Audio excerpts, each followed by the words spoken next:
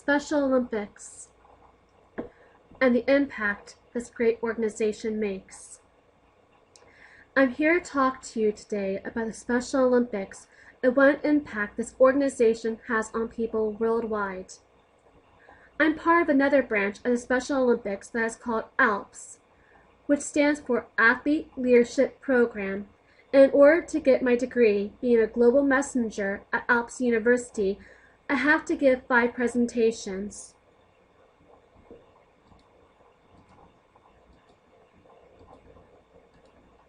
Before I tell you about who all is involved with the Special Olympics, I would like to share with you something we say before every sporting event.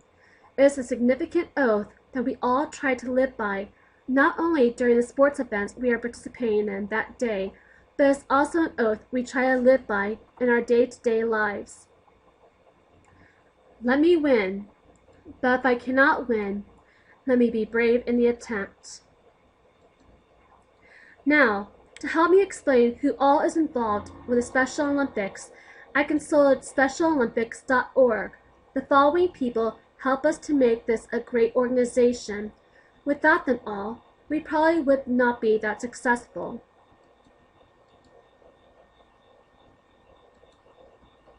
Our athletes. Athletes are the heart of Special Olympics. Our athletes are children and adults with intellectual disabilities from all around the world. Every day, they find success, joy, and friendship as part of our global community. Plus, they have lots of fun.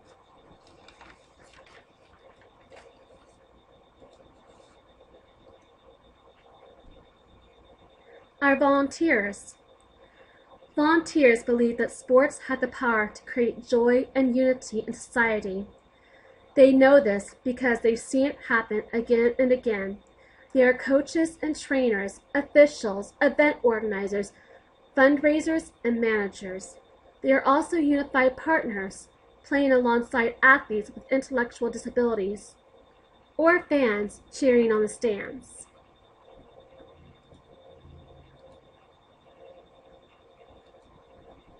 Our coaches. Special Olympics coaches are role models and character builders. They teach the skills and spirit that define a true athlete. Every day and in every way, they help empower our athletes through quality sports training and competitions. Our coaches inspire the athletes, and in turn, they are inspired as they witness the transformative power of sports.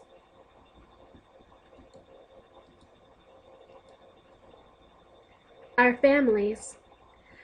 Families give our athletes the kind of love, support, and encouragement that no one else can.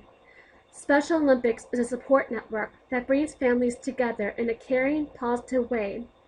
Our growing family support network is also a successful force of acceptance and inclusion in communities all around the world.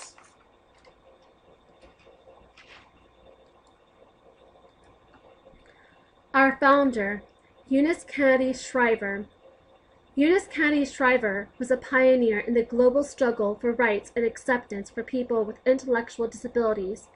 Eunice Shriver believed in justice, but she saw little justice in the way people with intellectual disabilities were treated in the 1950s and 1960s, and she decided to make a difference. Her revolutionary vision and programs changed the world.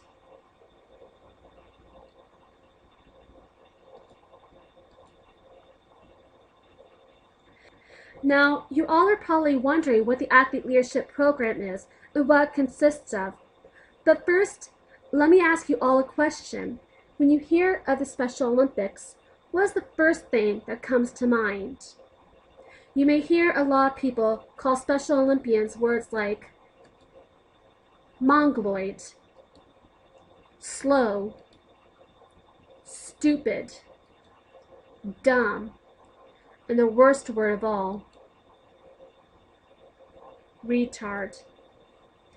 These words are not only mean, they are hateful and hurtful. Instead of these hurtful words, there are words that not only the athletes and coaches try to say about the Special Olympics, but their friends and family say as well. These awesome words to use include wonderful, astonishing, confident, brave. In fact, we are, as Special Olympians, pushing a campaign to have the word retard eliminated from people's vocabulary to replace with the words respect.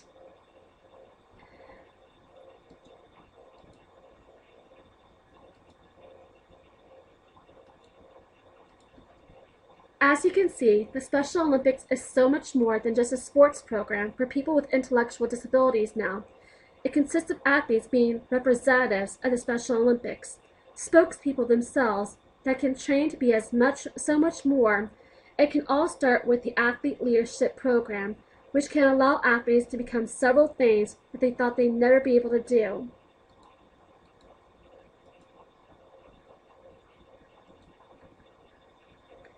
It allows them to become global messengers, meaning they can travel worldwide and talk about Special Olympics and what it means to them.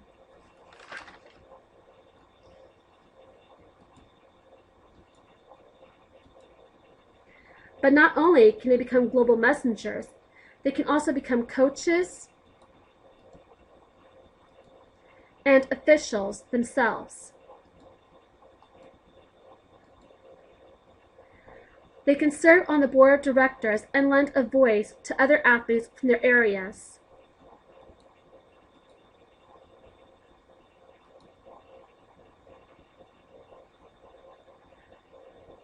They can volunteer at local events and are even learning other things such as how to run computers and sound systems to help them give various presentations.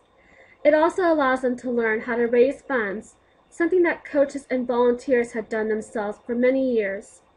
Most specifically, it gives them a chance to develop something inside themselves they never thought they could have. Self-confidence in themselves, to step out of their shells and become something more than an athlete that everyone sees them as.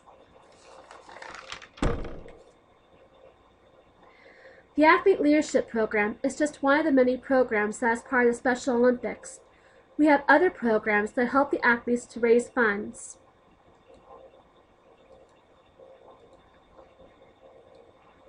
One of the programs is a law enforcement torch run.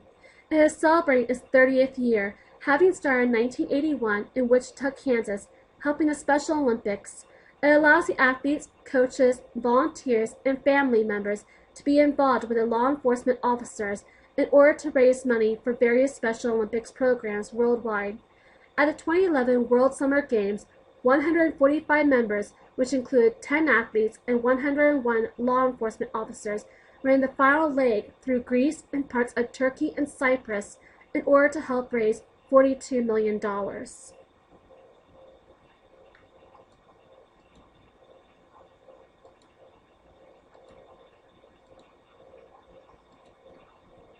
Other chances that we get to raise money for the Special Olympics are through the polar plunge, where you can test your bravery and jump into a body of water in the wintertime.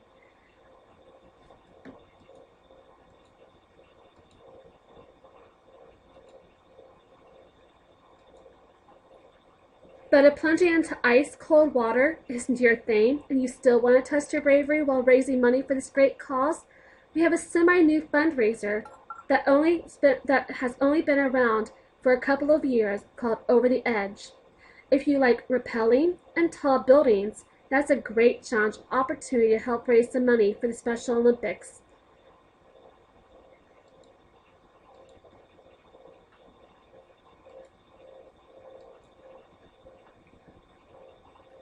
For people that like something more low-key and toned down, there's also the annual Charity Golf Classic held every summer, and on August 24th, we held another chance to help raise money and interact with all of our friends statewide at the FedEx plane pool in Indianapolis. This video from WTHR Channel 13 will tell you a little about it. In fact, one of our local athletes, Kevin Calican, was interviewed for the plane pole challenge.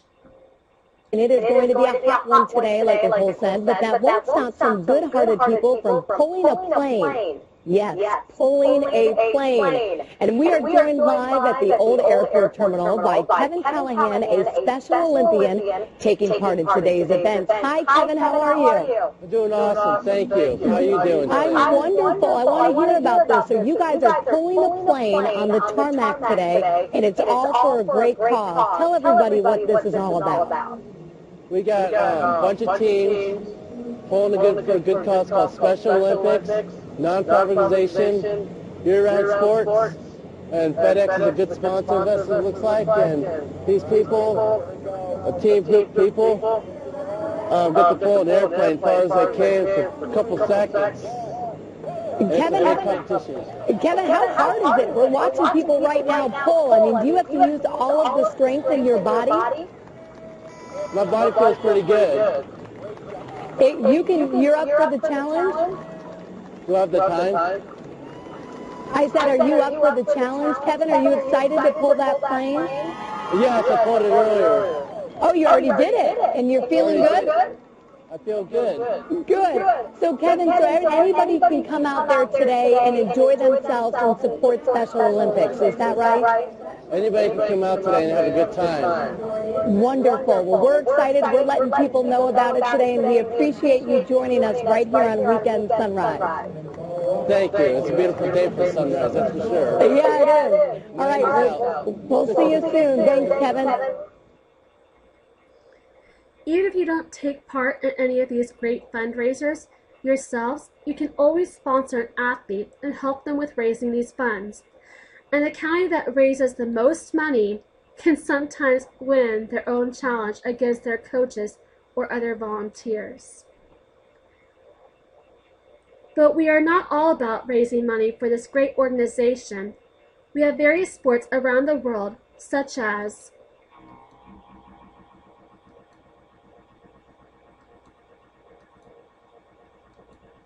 Aquatics,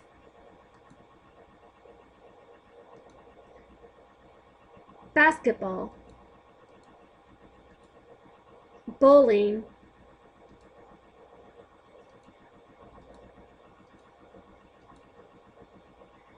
football,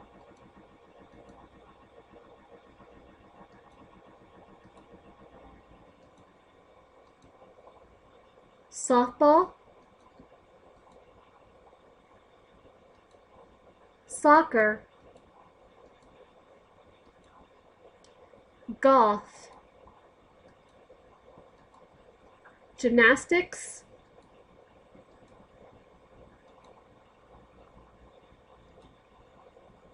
track and field,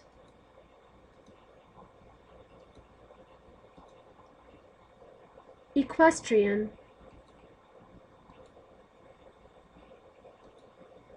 cheerleading, and much, much more. In fact, just recently, they introduced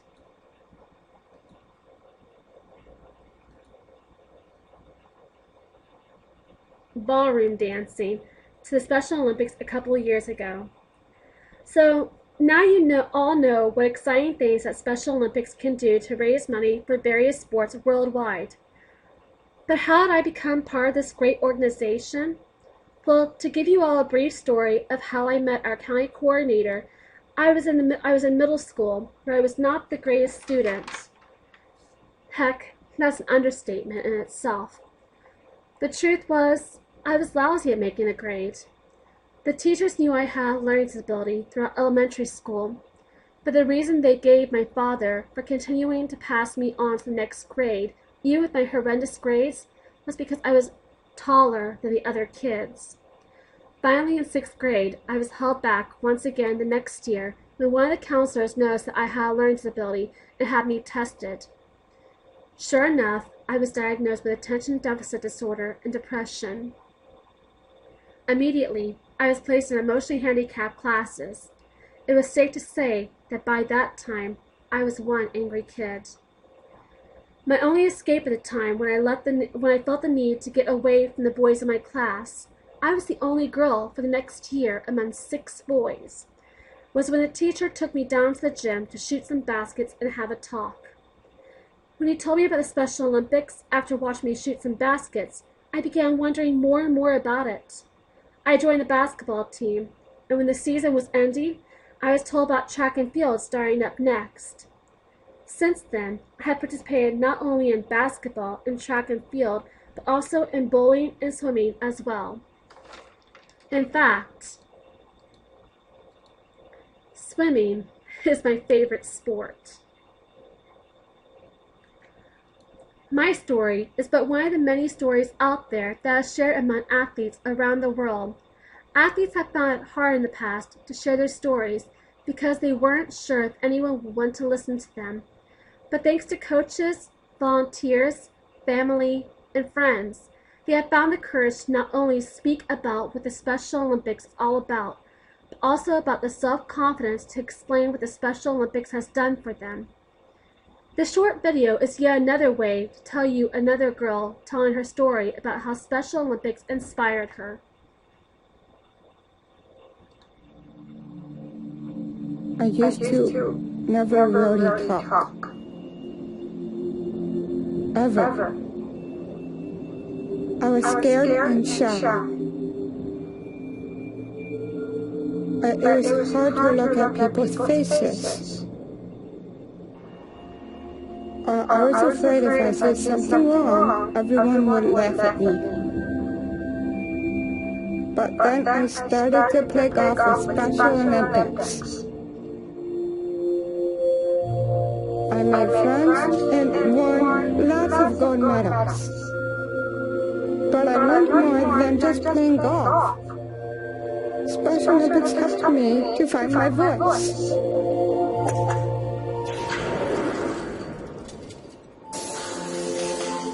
And now everyone else is speechless.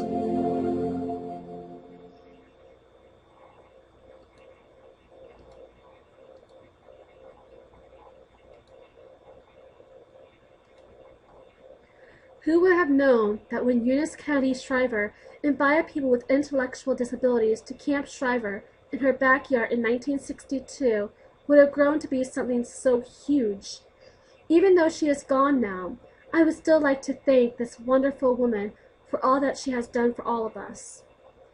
And if you are a Special Olympian, or coach, or volunteer, or family member, or simply a fan, I would also like to thank you as well for making this all possible for all of us.